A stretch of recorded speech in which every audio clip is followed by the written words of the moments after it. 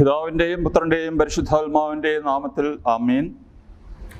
തേജസ്കരണത്തിന് ശേഷമുള്ള മൂന്നാം ഞായർ, സന്തോഷത്തിൻ്റെ സദ്വാർത്തയിലെ 44-ാമത്തെ എപ്പിസോഡിലേക്ക് ഏവർക്കും സ്വാഗതം.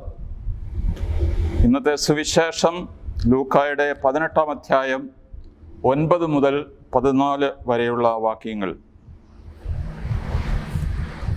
തങ്ങൾ നീതിമാന്മാരാണ് എന്ന ധാരണയിൽ തങ്ങളിൽ തന്നെ ആശ്രയിക്കുകയും മറ്റുള്ളവരെ പുച്ഛിക്കുകയും ചെയ്യുന്നവരോട് അവൻ ഈ ഉപമ പറഞ്ഞു.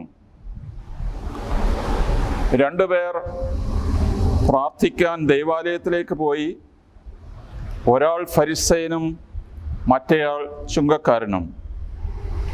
ഫരിസേയൻ നിന്നുകൊണ്ട് ഇങ്ങനെ പ്രാർത്ഥിച്ചു: ദൈവമേ, ഞാൻ നിനക്ക് നന്ദി പറയുന്നു.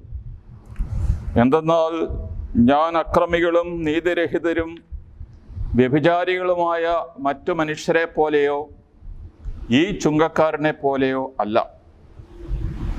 ഞാൻ ആഴ്ചയിൽ 2 പ്രാവശ്യം ഉപവസിക്കുന്നു. ഞാൻ സമ്പാദിക്കുന്ന സകലത്തിൻ്റെയും ദശാംശം കൊടുക്കുന്നു.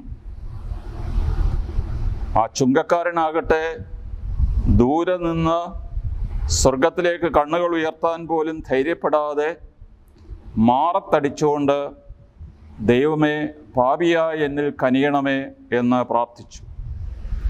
ഞാൻ നിങ്ങളോട് പറയുന്നു, ഇവൻ ആ ഫരിസേയനേക്കാൾ നീതീകരിക്കപ്പെട്ടവനായി വീട്ടിലേക്ക് മടങ്ങി.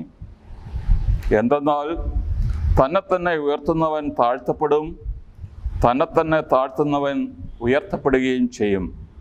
ദൈവമേ, സ്തുതിക്ക് യോഗ്യമാകുന്നു. ബാറയ്ക്കുമോ. പ്രിയ വൈദിക സഹോദരങ്ങളെ, സഹോദരി സഹോദരന്മാരെ, ലൂക്കായുടെ സുവിശേഷം 18-ാം അധ്യായം ആരംഭിക്കുന്നത് നീതികെട്ട ന്യായാധിപനും ന്യായാധിപൻ്റെയും വിധവയുടെയും ഉപമയോടുകൂടിയാണ്. അതിൽ കർത്താവ് ഭഗ്നാശരാകാതെ നിരന്തരം പ്രാർത്ഥിക്കണം എന്ന് ഉപദേശിക്കുന്നു. അതിനുശേഷമുള്ള 2-ാമത്തെ വേദഭാഗം ഇപ്പോൾ നമ്മൾ വായിച്ചു കേട്ടതാണ്. എങ്ങനെ വിനയത്തോടെ പ്രാർത്ഥിക്കണം എന്നുള്ളതാണ്. അതിനുശേഷമുള്ള ലൂക്ക 18, 15 മുതൽ 17 വരെ ശിശുക്കളെക്കുറിച്ചുള്ള പാഠമാണ്. ശിശുവിനെ പോലെ ദൈവരാജ്യത്തെ സ്വീകരിക്കാത്ത ആരും അതിൽ പ്രവേശിക്കുകയില്ല എന്ന് പറഞ്ഞതോടുകൂടി അത് വീണ്ടും വിനയത്തെക്കുറിച്ച്, താഴ്മയെക്കുറിച്ചുള്ള ഒരു പാഠമാണ്. താഴ്മയെക്കുറിച്ച് മാത്രമല്ല യേശു പഠിപ്പിക്കുന്നത്, വിനയഭാവമുള്ളവർ എങ്ങനെ ഉയർത്തപ്പെടും എന്നുകൂടി കർത്താവ് പഠിപ്പിക്കുന്നു. ഒന്നാമതായി നാം പറയേണ്ടത്, ഇതൊരു ഉപമയാണ്. ഇതൊരു സംഭവകഥ ആയിരിക്കാം, ആകാതിരിക്കാം. ഉപമ എന്ന് പറയുമ്പോൾ അത് ചരിത്ര സത്യമല്ല. അതിൽ തന്നെ ഉദാഹരണം, നല്ല സമറിയക്കാരൻ്റെ ഉപമ ആണ്. പക്ഷേ അതൊരു ചരിത്രം പോലെ ജെറിക്കോയിൽ നിന്ന് ജെറുസലേമിലേക്ക് പോകുന്ന ഒരു സ്ഥലത്ത് മുറിവേറ്റ് കിടന്ന ആ മനുഷ്യനെ ശുശ്രൂഷിച്ച ശമ്രായക്കാരൻ്റെ അവർ കൊണ്ടുവന്നാക്കിയ സത്രം എന്ന് ഇന്നും നമുക്കവിടെ ഒരു പഴയ കെട്ടിടം കാണാം. അത് ചരിത്രം പോലെ നമ്മൾ കണക്കാക്കുന്നു എന്നുള്ളത് കൊണ്ടാണ് അങ്ങനെ ഒരു കെട്ടിടം ചൂണ്ടിക്കാണിക്കാനിടയാകുന്നത്. പക്ഷേ കർത്താവ് പഠിപ്പിച്ചത് ഒരു ഉപമയാണ്, അതൊരു പാഠമാണ്. ഇവിടെ കർത്താവ് പറയുന്ന ഫരിസേയൻ്റെയും ചുങ്കക്കാരൻ്റെ ഉപമയിലൂടെ എന്തായിരിക്കാം കർത്താവ് ഉദ്ദേശിക്കുന്നത്? കർത്താവ് ചിലപ്പോൾ ഈ ഫരിസേയരെ നേരിട്ട് അവരെ അറ്റാക്ക് ചെയ്തിട്ടുള്ള അനേകം സന്ദർഭങ്ങളുണ്ട്. അവരുടെ മേൽ ശാപവാക്കുകൾ ഉതിർത്തിട്ടുള്ള സന്ദർഭങ്ങളുണ്ട്. അവരെ പരിഹസിച്ചിട്ടുള്ള സന്ദർഭങ്ങളുണ്ട്.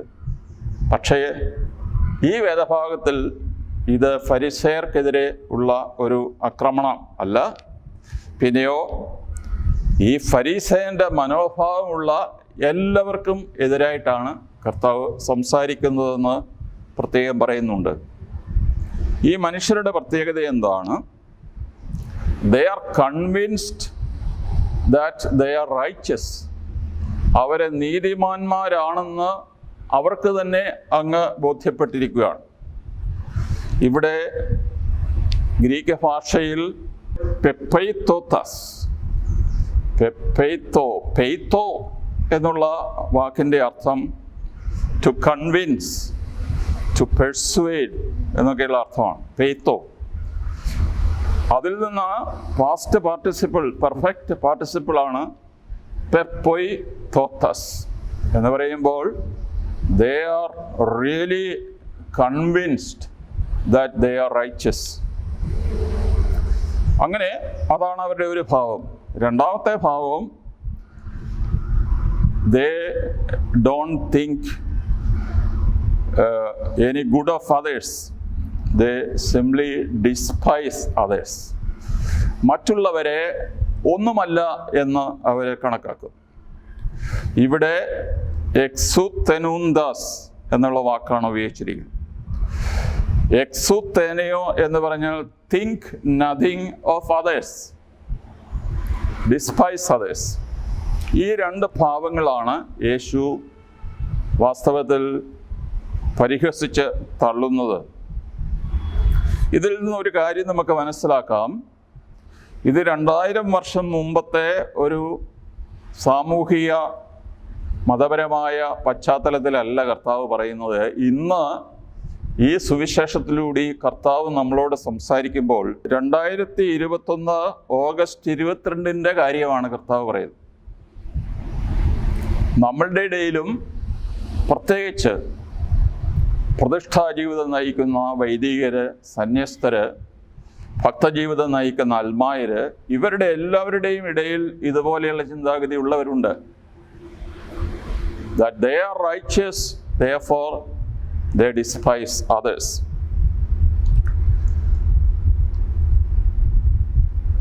ഒരു താന്തോന്നി ജീവിതം നയിച്ച് ഒരിക്കൽ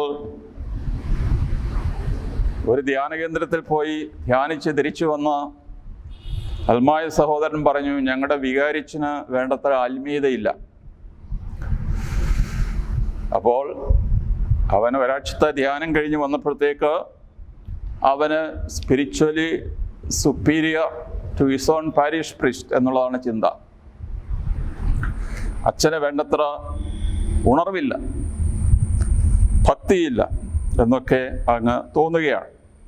ഇതുപോലുള്ള ധാരാളം പേരെ ഞാനും ഇടവക ജീവിതത്തിൽ നേരിട്ട് കണ്ടിട്ടുണ്ട്. ഇവിടെ ഈ ഫരിസയൻ പറയുന്നത്, thank God, I thank you God that I am not like other people, thieves, rogues, adulterers, and even this tax collector.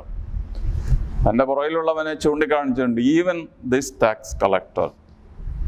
അപ്പോൾ അവൻ ദൈവത്തെ സ്തുതിക്കുന്നതിൻ്റെ കാരണം അവൻ മറ്റുള്ളവരെ പോലെ ഹീനനല്ല, പിടിച്ചുപറിക്കാരനല്ല, വ്യഭിചാരിയല്ല, കൊള്ളക്കാരനല്ല എന്നൊക്കെ പറഞ്ഞാൽ. ഇവിടെ ഈ ഫരിസയൻ്റെ പ്രത്യേകമായ മനോഭാവം ഒന്ന് ദ്യോതിപ്പിക്കുന്ന ഒരു ഗ്രീക്ക് ഭാഷയിൽ ചില പ്രത്യേകതകൾ ഈ വേദഭാഗത്തുണ്ട്. ഗ്രീക്കിൽ സ്താത്തേസ് പ്രോസ് ഹെയൗത്തോൺ എന്ന് പറഞ്ഞാൽ സ്റ്റാൻഡിങ് ബൈ ഹിംസെൽഫ് എന്നർത്ഥമാണ്. പക്ഷേ പ്രോസ് ഹെയൗത്തോൺ എന്നുള്ളത് സ്റ്റാൻഡിങ്ങിനോട് ചേർന്നാണോ പ്രേയറിനോട് ചേർന്നാണോ പോകുന്നത് എന്ന് പണ്ഡിതന്മാരുടെ ഇടയിൽ ഇപ്പോഴും ഡിസ്കഷനുണ്ട്. അങ്ങനെയാണെങ്കിൽ അങ്ങനെയാണ് എൻ്റെ അർത്ഥത്തിൽ വ്യത്യാസം വരുന്നത്. പ്രോസ് ഹെയൗത്തോൺ എന്ന് പറഞ്ഞാൽ ടുവേർഡ്സ് ഹിംസെൽഫ്. പക്ഷേ സ്താത്തൈസിനോടുകൂടി ചേരുമ്പോൾ സ്റ്റാൻഡിങ് ബൈ ഹിംസെൽഫ് എന്ന് പറയുമ്പോൾ ഫരിസയൻ്റെ ഒരു മനോഭാവം, ഞാൻ ഒരു സെപ്പറേറ്റിസ്റ്റ് മെൻറ്റാലിറ്റിയാണ്. പാപികള്, നിയമത്തെക്കുറിച്ച് പരിജ്ഞാനമില്ലാത്ത പാവപ്പെട്ട മനുഷ്യര്, അവരെ പോലെ അല്ല ഞാൻ. അവരിൽ നിന്ന് ഞാൻ എൻ്റെ ജീവിതശൈലി വ്യത്യസ്തമാണ്. അതുകൊണ്ട് standing by himself he prayed എന്ന് വേണമെങ്കിൽ പറയാം. പ്രൊസൈഹുത്തോ എന്നുള്ള വാക്കിനോട് ചേർന്ന് ആണ് ഇത് പറയുന്നതെങ്കിൽ ഹി പ്രേഡ് ടു ഹിംസെൽഫ് എന്നർത്ഥമുണ്ട്. അപ്പോൾ ദൈവത്തോടല്ല അവൻ പ്രാർത്ഥിക്കുന്നത്, പിന്നെയോ അവൻ പ്രാർത്ഥിക്കുന്നത് എന്നോട് തന്നെയാണ്. It is a self congratulatory prayer എന്ന് പറയുമ്പോൾ ഒരുപക്ഷെ അവൻ്റെ പ്രാർത്ഥന കേട്ടുകൊണ്ടിരിക്കുന്ന അനേകരുടെ മുമ്പിൽ അവൻ തന്നെ പ്രകീർത്തിക്കുകയാണ്. എന്തുകൊണ്ടാണ് നമ്മളത് പറയുന്നത്? 11ഉം 12ഉം വാക്യങ്ങളിൽ ഫസ്റ്റ് പേഴ്സൺ സിംഗുലർ 4 പ്രാവശ്യമാണ് ഒന്നിനു പുറകെ ഒന്നായിട്ട് അവൻ ഉപയോഗിക്കുന്നത്. ഐ. അപ്പോൾ ഇതൊരു നർസിസ്റ്റിക് പ്രയർ എന്ന് പറഞ്ഞാൽ സെൽഫ് ലവ് പ്രയർ എന്ന് വേണമെങ്കിൽ വിളിക്കാം. അതുപോലെ തന്നെ നമുക്ക് പറയാം, ഈ ഫാരിസി ഒരു കള്ളം പറഞ്ഞോ? ഒരുപക്ഷെ അവൻ കള്ളം പറഞ്ഞില്ല, അവൻ ആത്മാർത്ഥതയുള്ളവനായിരുന്നു. തൊറ അനുസരിച്ച് ആണ്ടുവട്ടത്തിൽ 24 മണിക്കൂർ സമയം ഉപവസിക്കാൻ നിർദ്ദേശിക്കപ്പെട്ടിരുന്നത്, കൽപ്പിക്കപ്പെട്ടിരുന്നത് പാപപരിഹാര ദിനം യോം കിപ്പൂർ ദിവസം മാത്രമാണ്. എന്നാൽ ഭക്തരായ യഹൂദർ ആഴ്ചയിൽ ഒരിക്കലും ഉപവസിക്കുമായിരുന്നു. ഇവൻ പറയുന്നു, ഞാൻ ഒരു കൽപ്പനയും നിർദ്ദേശമൊന്നും ഇല്ലെങ്കിലും ആഴ്ചയിൽ 2 പ്രാവശ്യം ഉപവസിക്കും. ഒരാൾ കൃഷിക്കാരനാണെങ്കിൽ കൃഷിയുടെ ഉൽപ്പന്നങ്ങളിൽ നിന്നുള്ള 10% ദൈവത്തിന് കൊണ്ട് സമർപ്പിക്കണം. അതുപോലെ കന്നുകാലികളെ, ആടുമാടുകളെ വളർത്തുകയാണെങ്കിൽ 10-1 ദൈവത്തിന് സമർപ്പിക്കണം. എന്നാൽ ഇവൻ ചെയ്യുന്നത് എന്താണ്? അത് കൊടുക്കുക മാത്രമല്ല, കുപ്പയിൽ വളരുന്ന ചീരയുടെയും ചതകുപ്പയുടെയും എന്ന് പറഞ്ഞാൽ കൃഷി ചെയ്യാതെ തന്നെ എവിടുന്നൊക്കെ പറന്നു വന്ന് വീഴുന്ന വളരുന്ന കളയുടെ വരെ 10-1 കൊടുക്കുന്നു എന്നാണ് അവൻ അവകാശപ്പെടുന്നത്. ഒരുപക്ഷെ അവൻ കള്ളം പറയുന്നില്ലായിരിക്കാം, പക്ഷേ ഒരു കാര്യം വ്യക്തം, അവൻ പറയുന്ന റൈച്ചസ്നെസ്, അവൻ്റെ നീതി എന്ന് പറയുന്നത് കമ്പാരിറ്റീവ് റൈച്ചസ്നെസ്സാണ്. മറ്റുള്ളവരോട് തട്ടിക്കുമ്പോൾ അവൻ ഉയർന്നവനാണ് എന്നവന് തോന്നുകയാണ്. എന്നാൽ നമുക്ക് പറയാം, നീതിമാനായിട്ട് ഒരാൾ മാത്രമേ ഈ ഭൂമിയിൽ അവതരിച്ചിട്ടുള്ളൂ, കർത്താവായ യേശു ക്രിസ്തു. കർത്താവിൻ്റെ മരണത്തിന് സൂപ്പർവിഷൻ നടത്തിയ, ക്രൂശീകരണത്തിന് സൂപ്പർവൈസ് ചെയ്ത ശതാധിപൻ, സെഞ്ചൂറിയൻ എന്ന് പറഞ്ഞാൽ 100 പട്ടാളക്കാരുടെ തലവനാണ്. അയാൾ ഒന്നും അറിയാതെ എന്ന് പറയുമ്പോൾ, യേശു മരിച്ച സമയത്ത് 3 മണിക്കൂർ സമയം ഭൂമിയിൽ അന്ധകാരമുണ്ടായി, ഭൂമി കുലുക്കമുണ്ടായി. ഇതെല്ലാം കണ്ട് അന്ധാളിച്ച് ആ ശതാധിപൻ പറഞ്ഞു, ഈ മനുഷ്യൻ സാക്ഷാൽ നീതിമാനായിരുന്നു. അതൊരു വലിയ വിശ്വാസത്തിൻ്റെ പ്രകടനമായിട്ടാണ് സുവിശേഷത്തിൽ എഴുതപ്പെട്ടിരിക്കുന്നത്.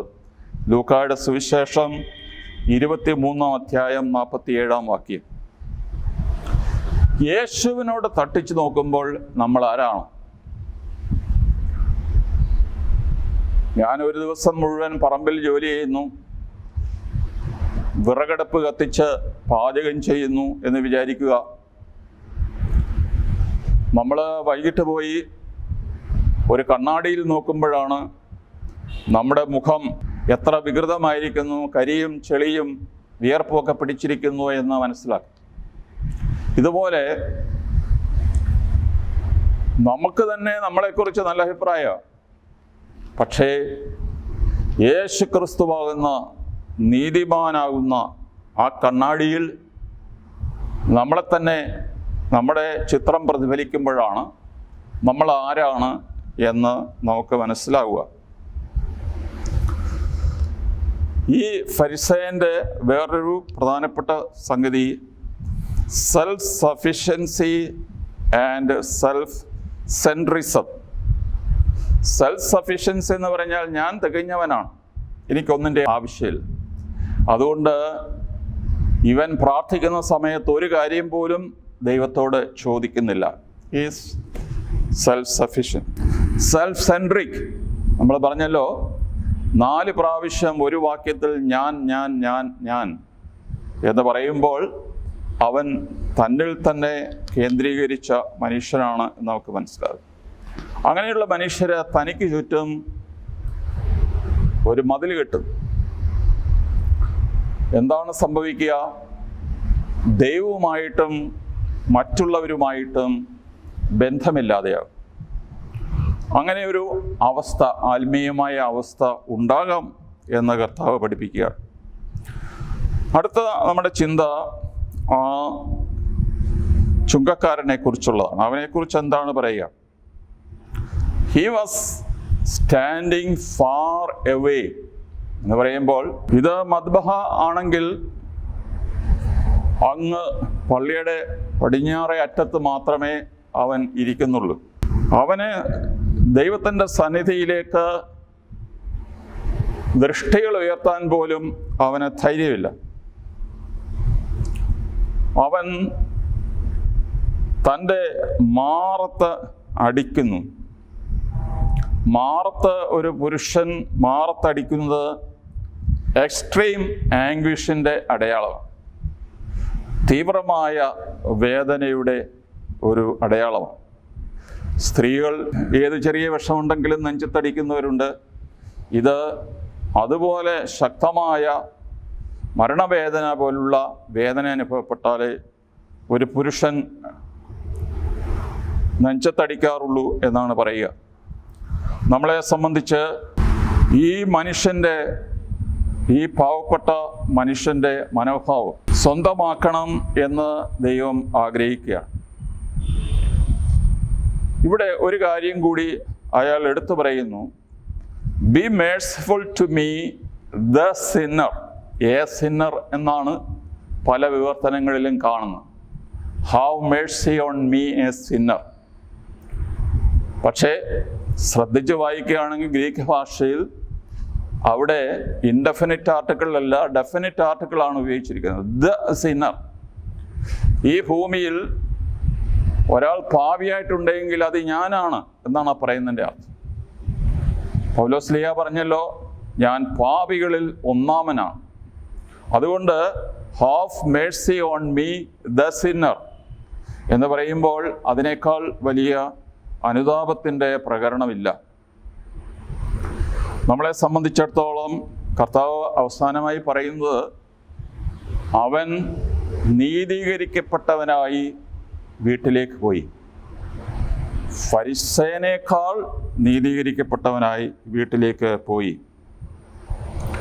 ഈ ചുങ്കക്കാരൻ്റെ സ്റ്റോറിയിൽ വേറൊരു ചുങ്കക്കാരൻ്റെ സ്റ്റോറിയാണ് സക്കേവൂസ്. സക്കേവൂസിൻ്റെ ഭവനത്തിൽ യേശു പ്രവേശിച്ചപ്പോൾ സക്കേവൂസ് വലിയ വാഗ്ദാനങ്ങൾ കൊടുക്കുകയാണ്. എന്താണ്? കർത്താവേ, ഞാൻ ഇതുവരെ എല്ലാം പിടിച്ചു പറിച്ച് ജീവിച്ചവനാണ്. ഞാൻ ആരുടെയെങ്കിലും മോഷ്ടിച്ചെടുത്തിട്ടുണ്ടെങ്കിൽ 1-ന് 4 വീതം ഞാൻ തിരിച്ചു കൊടുക്കും. എൻ്റെ ജീവിതം മുഴുവൻ മാറ്റിമറിക്കാൻ ഞാൻ തയ്യാറാണ്.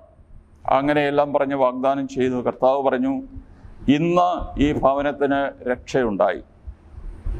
അവനും അവൻ്റെ കുടുംബവും മുഴുവൻ രക്ഷിക്കപ്പെട്ടു.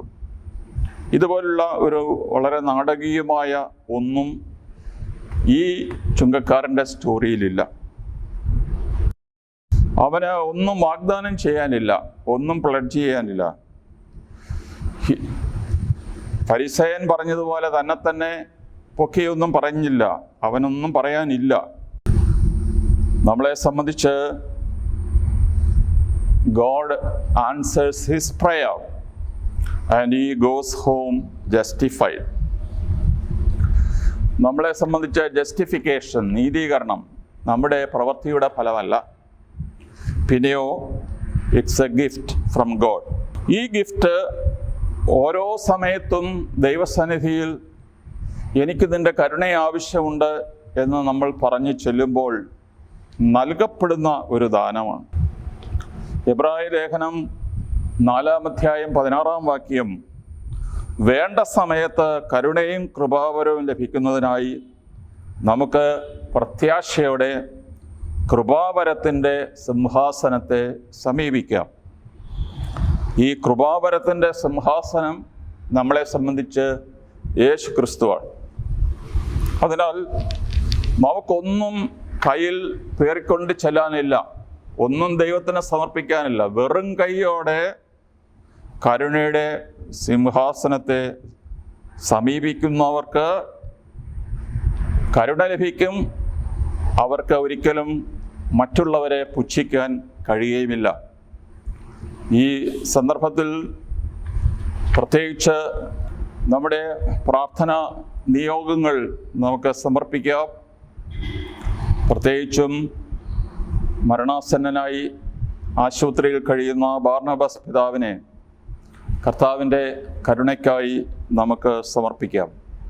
പിതാവിനും പുത്രനും പരിശുദ്ധ റൂഹായിക്കും സ്തുതി ആദ്യം മുതൽ എന്നേക്കും. ആമേൻ.